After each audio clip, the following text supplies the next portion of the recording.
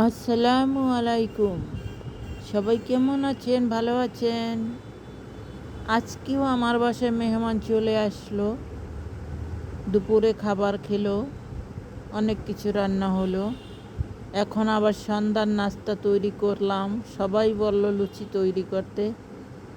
আর আমার হাতের মেয়ানেজ সেটা নাকি অনেক টেস্ট হয়, তাই মেয়ানেজ তৈরি করলাম, লুচি তৈরি করলাম, সবাইকে খেতে দিলাম টেবিলে। আপনারাও চলে আসুন, সবাই একসাথে খাইলে অনেক মজা।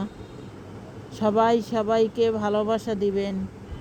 সবাই আমার ছোট্ট নীড়ে ঘুরতে আসবেন, ভালোবাসা দিয়ে যাবেন। অবশ্যই আমি ভালোবাসা ব্যাক করব। আর ফুল আমার খুব প্রিয়, সব সময় আমার সাথে ফুল থাকা চাই।